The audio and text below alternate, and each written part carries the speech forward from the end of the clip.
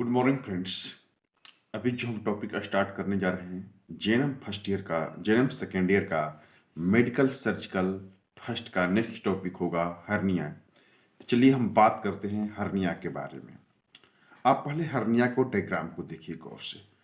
Diagram को गौर से देखने के बाद आपको स्पष्ट नजर आता होगा ये जो पिक्चर है, जो फोटो है, उस फोटो में कहीं कहीं बल्ब टाइप का दिखाई दे रहा है।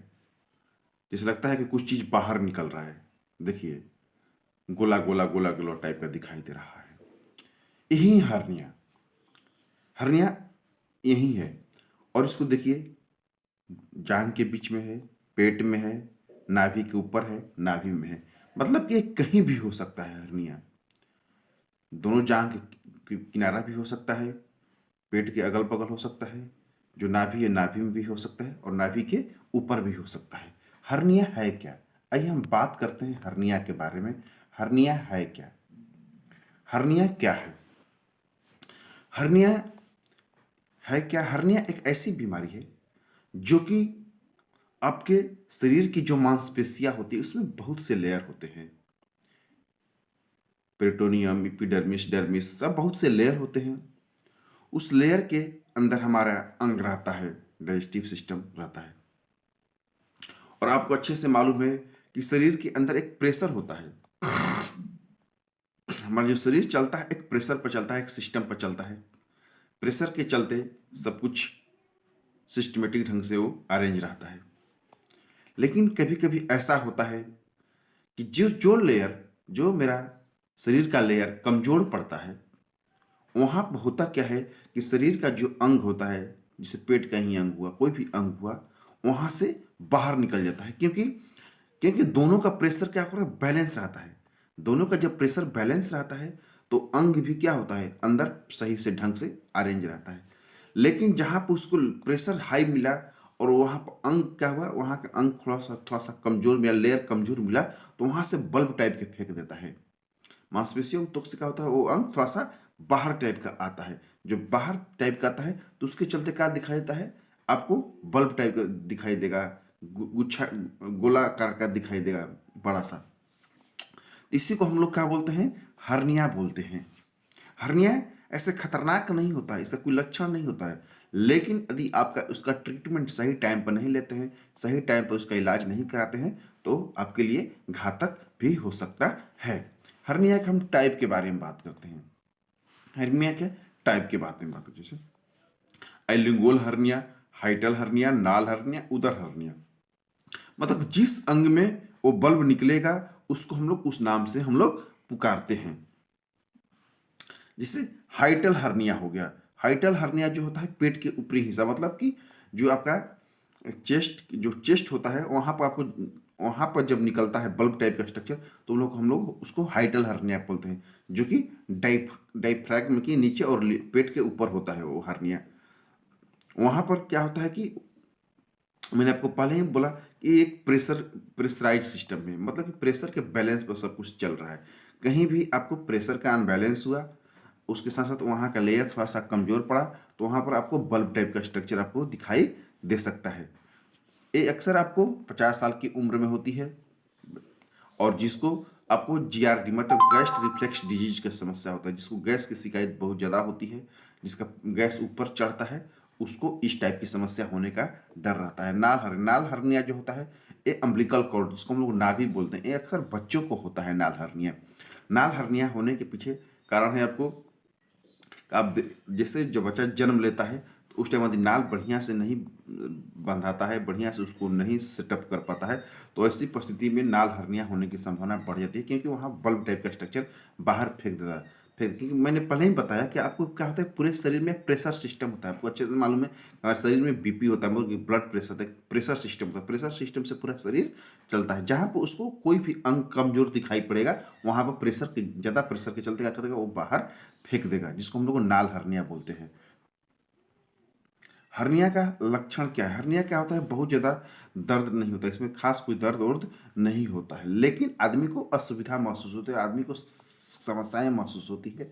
और आपको सबसे बड़ा खतरनाक होता है कि बार बार सूजन टाइप का हो जाता है, और चलने फिरने में भी दिक्कत करता है, परेशानी करता है। यदि आप उसको सही टाइम पर सही ट्रीटमेंट नहीं लेते हैं तो आपको परेशानी हो सकती है। और इसमें सबसे बढ़िया चीज़ होता है सर्जरी ही होता है इसकी लास्ट। सर्जरी के द्वारा ही इस बीमारी को सही ढंग से ट्रीट कर सकते हैं।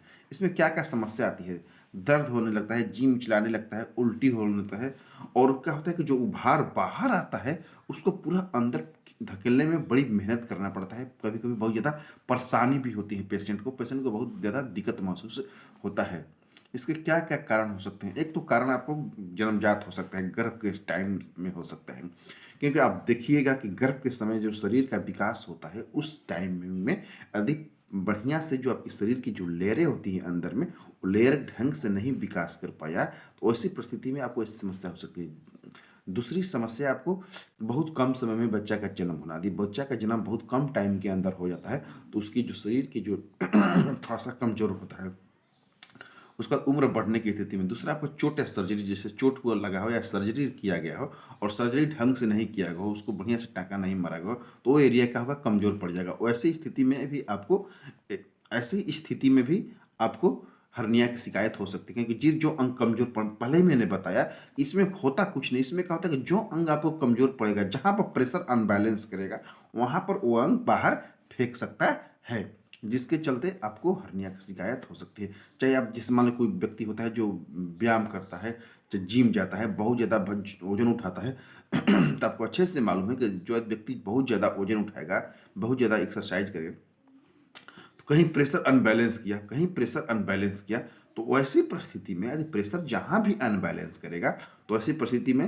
आपको हर्निया होने की शिकायत रहेगी, क्योंकि कहीं से भी वो जहाँ भी प्रेशर अनबैलेंस किया, जहाँ भी उसको लगेगा कि ये लेयर कमजोर पड़ गया, वहाँ से आपको बाहर आंत फेंक सकता है, कोई भी अंग बाहर उस पेट का फेंक सकता है।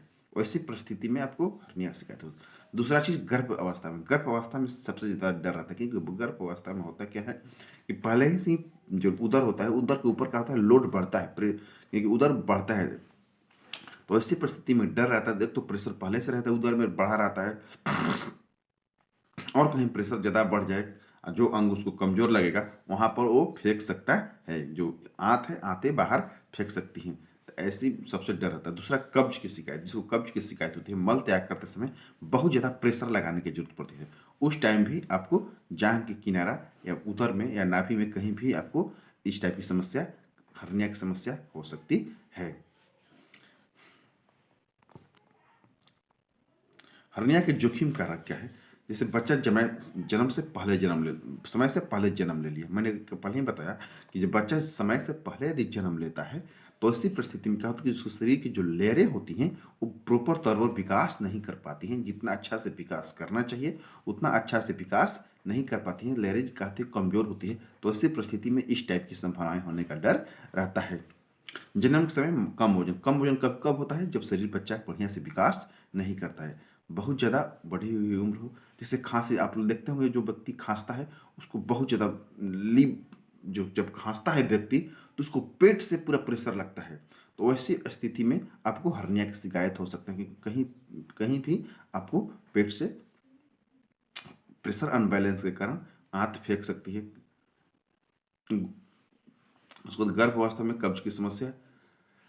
यदि आप अधिक ज़्यादा धूम्रपान करते हैं तो उससे भी क्या होता है कि जो लेयरें होती हैं शरीर की कमज़ोर पड़ने लगती है। वैसी परिस्थिति में भी आपको इस टाइप की शिकायत हो सकता है हर्निया का। उसके बाद जिसके घर में हर्निया का इतिहास होता है तो उसमें जन्मजात भी होने की संभावना रहता है।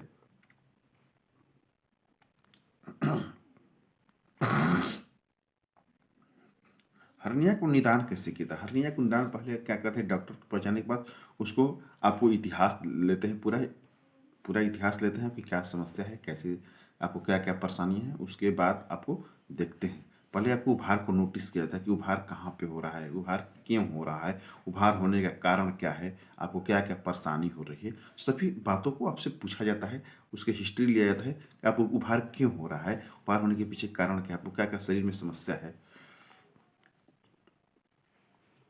उसके बाद उसको ट्रीटमेंट के लिए तैयार किया जाता है। उसको निदान क्या है?